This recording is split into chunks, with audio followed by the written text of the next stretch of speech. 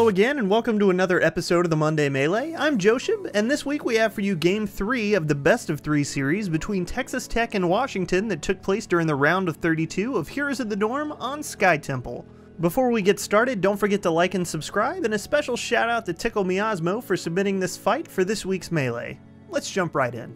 As I mentioned, this is Game 3 of this matchup, and Texas Tech and Washington are fighting for their tournament life. At this stage of the game, they are tied on level and are relatively even when it comes to structures and kills. Washington got the best of a recent engagement and is currently grabbing both temples and as many camps as they safely can. Now that Texas Tech has returned, they give up the bottom temple and instead grab the uncontested middle fort for maximum value before they head up to invade the enemy knights as well. Now Texas Tech is looking to get a bush gank here, and they're doing everything they can to try and lure Washington out of position. Washington is aware of their plan and aren't taking the bait, so Texas Tech repositions to try and surprise them with more aggressive hiding places. Washington is content to let them hide in their bushes initially because they have knights pushing the top lane, and the longer Texas Tech plays possum, the more value they are going to get out of that top mercenary camp. The fight begins when Washington finally takes a bait and approaches the bush. Muradin face checks and ETC power slides in, but only manages to catch Muradin. Regardless of his positioning, Texas Tech sets her sight on Rhaegar instead, as you can tell by their bone prison placement. Li Ming even pops Disintegrate on the duo, but can't do much more than that. Muradin is polymorphed in place, and Jaina pops her water elemental to peel ETC off of her. Thrall utilizes his Sundering as Greymane gets off a cocktail, but Rhaegar's in position to heal him up quickly. ETC pops Mosh Pit where he stands, but succeeds only in catching an avatared Muradin, who is also at the receiving end of an ancestral heal. All of Texas Tech's basic abilities are down at this point, so Zol pops his Poison Nova in an attempt to dole out any kind of damage since Texas Tech has all in so hard. At this point, it's evident that Texas Tech has blown everything, so they turn tail to make a hasty retreat. Jaina has caught a few members with a good blizzard, and Texas is limping away, chilled. Sonya Ancient spears in, and Muradin leaps into the fray, and Stormbolt catches both Brightwing and Thrall. Greymane leaps in to make a meal of Brightwing, going full beast mode on the cone of blue in front of him, who happen to be standing shoulder to shoulder for maximum cleave value.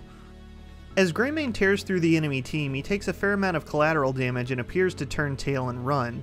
Seeing Greymane retreat, Texas Tech does a quick count and notes the fight now seems relatively even. Zol's scythe is completely dodged, and his bone armor has just faded from tanking for his team. His team stands their ground to support him, and they manage to grab a kill on Sonya.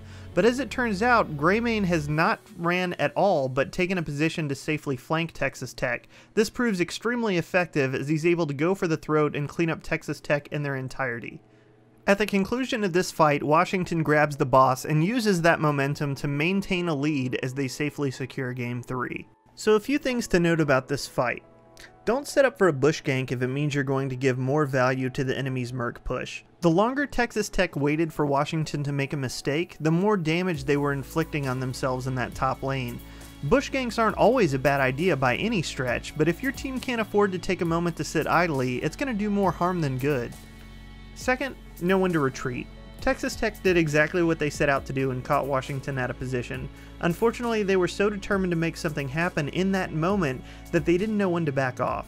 They used their ult extremely ineffectively and only managed to hamstring themselves in that engagement.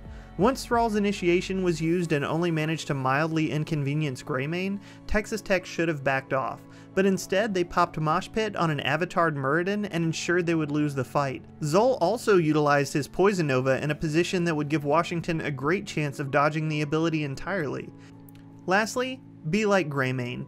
In this clip, Greymane played his part perfectly. He did as much damage as he could before removing himself as a target, and actually positioned himself for maximum value. From his location, he had vision, and he could safely poke, execute, or retreat entirely depending on what opportunities presented themselves. In short, he put himself in a position to make plays and not be a low health liability. Now let's take a look at that fight again, at full speed with commentary. Right now, working. Here comes the fight right now. Sonya's not here. Yeah, he got polymorphed, and there goes the Disintegrate out, stunned out on the Zool, and just positioning out the back. There comes the Mosh Pit here. Ancestral Healing does go out on Muradin. There's the Poison Nova damage, just wrecking the confidence, but they're still pushing forward. There comes the kills. One kill for Washington. So many health bars down here for Texas Tech. They got to get back, but they're losing even more heroes. 3 heroes down, 4 heroes down. That is a full team wipe for Washington as they have all of the momentum now. That'll do it for this week's episode of the Melee. Don't forget to like and subscribe, and thanks so much for watching. A special shout out to the competitors and the heroes of the dorm. Good luck, have fun, and we'll see you next Monday.